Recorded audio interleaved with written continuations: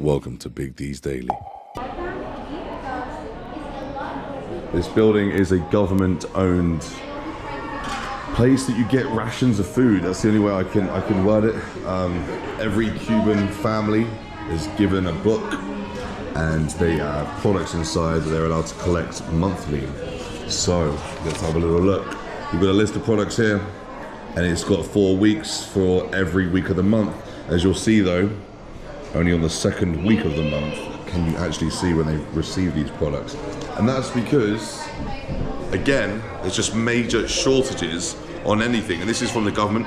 It's not free, however, even though I said that it's rations, it's subsidized. So cheaper price. But you tell me, guys, you can see right there, that is chicken. That's frozen chicken right there. And I'll be honest with you, that looks hella nasty. It looks wild. That's blood dripping out of that, and it's just being cut with an axe. And they expect people to eat that. I personally wouldn't, I couldn't. But when you've got no choice, and that's the only option you have, and it's limited, what are you supposed to do about it? I guess you got to take what you can get.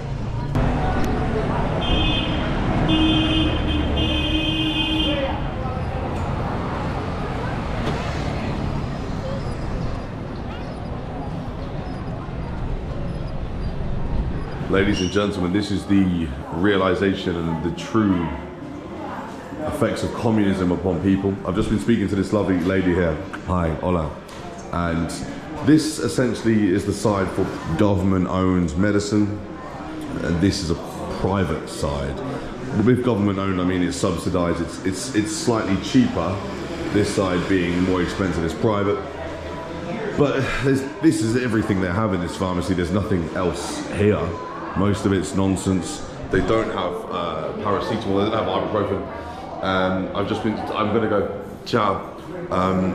I've just been told by the lady here, I used Google Translate, that sometimes there might be 10 children that have a chronic illness and they have 3 amounts, so they can only give it to 3 children. But how do they decide? Who decides who should get that medicine? First come, first serve, and they have to turn children down with chronic diseases. It's absolutely unbelievable. It's heartbreaking, to be honest with you. So that's the realization of communism and the effects on this country. Later that day, I visited a local food market. You'll see the board with the writing Tarima Estatal, which means government platform. As you can see, there's nothing there. So the residents are now fighting for themselves, forming their own platforms and selling food privately, which of course is against communism, their own version of capitalism.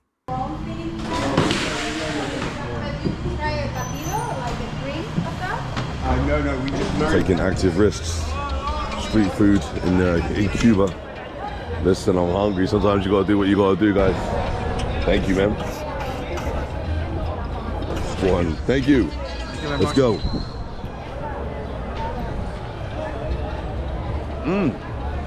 Wow. It's actually very tasty. Nice.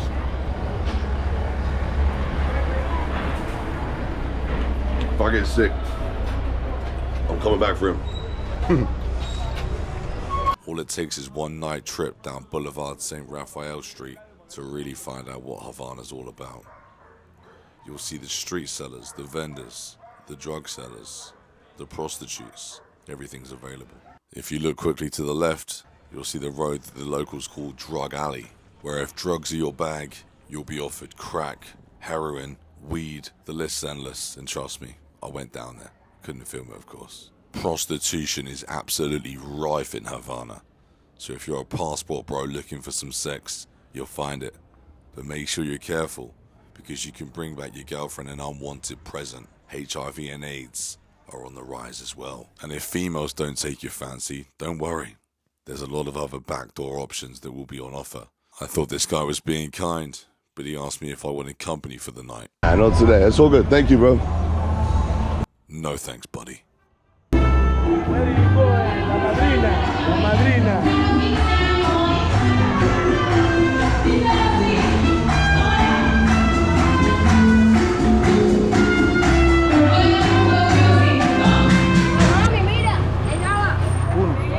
Uno, yeah.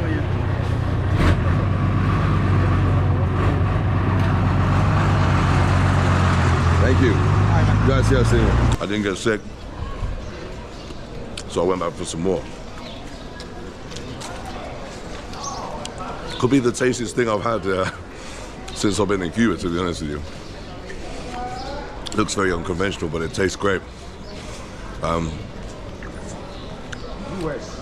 Cuba. No, not US. No. English. No, no problem. England, yeah. Welcome to Cuba. Thank you, bro. You look Cuban. I look Cuban. You look Cubano. Everybody keeps saying that, yeah. Really? Manchester. No, not Manchester. Liverpool. Liverpool, yeah. Oh, I have friend there. No, sorry, London. London. I forgot where I was from. Capital from England. Yeah, that's My right. friend live in Liverpool in England. Really? Yeah, Liverpool and Bristol. I have friend in Bristol. Paul in Bristol. Bristol, yeah. Wow. Cuban friend salsa in England, teacher. Salsa teacher in England. A salsa teacher. Yeah, in Inglaterra. Nice. No Spanish, no hablan español? No, Not really. not really. I speak just little English in the school. But you speak good. Gracias. You speak good. English, little, French, Francais, and Italiano. You speak more French, yeah? Yeah, Italiano is similar. It's a Latin language. What are you doing today? What are you up to? What, are you working? No, I work in the hospital, but today free. Day off? Yeah, I working in the hospital. But Okay. 3 days free, 24 hours working in the hospital. Oh, wow. How you doing, bro? Good. I love it, you meet man. You love this one. Everybody knows me around here now. I'm one of the locals. This could possibly be my worst part of the trip.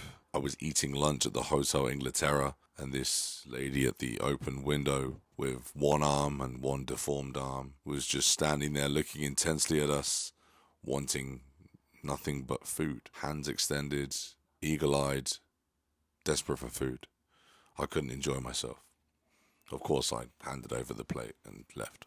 You'll find a lot of people out in the streets selling things, cigars, drinks, books, anything they can sell to tourists. I'm walking down Old Havana right now, and the reason that is because essentially they can make more money that way than actually having an official job.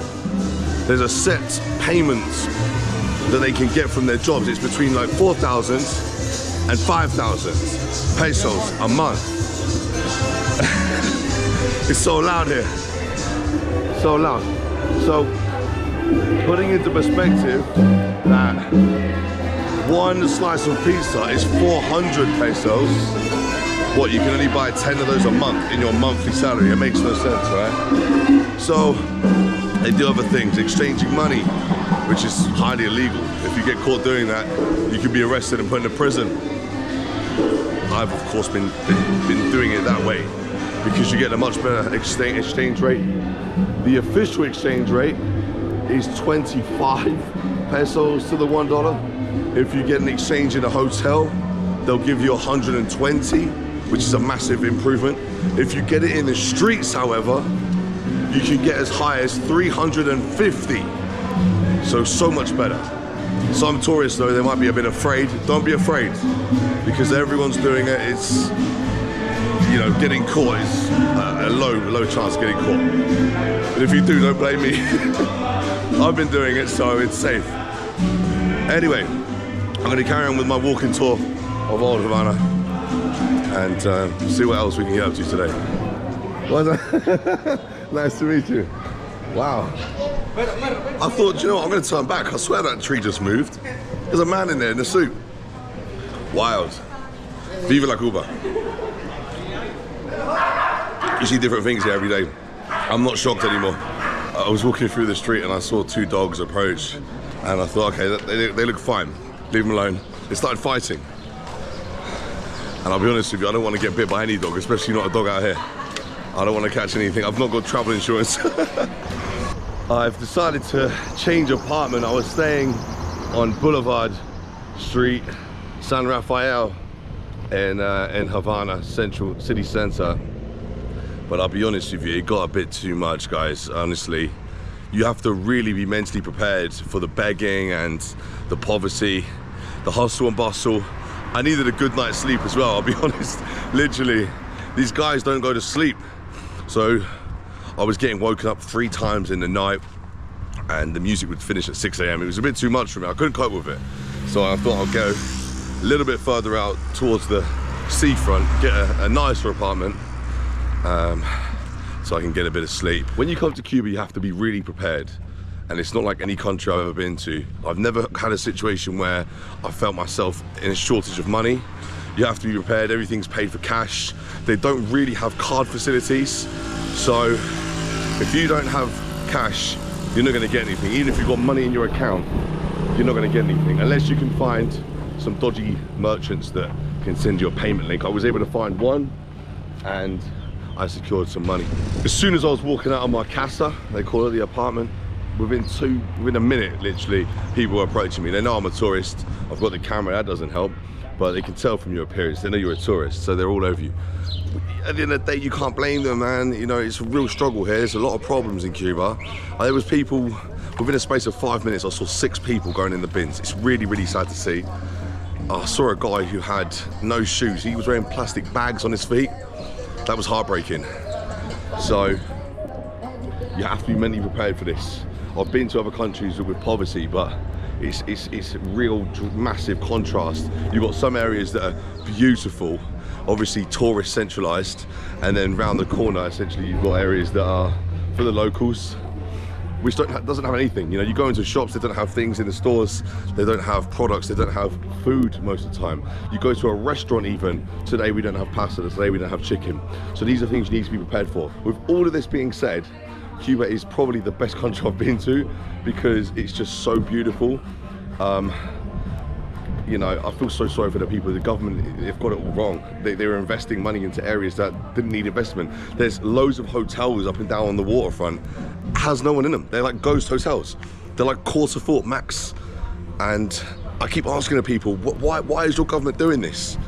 And no one knows. You know, they don't put any money into infrastructure. There's no railway lines that are being used, local buses, people are queuing up for buses and they're waiting for like hours on end. There's no schedule for the buses. So they don't actually know when the buses are coming.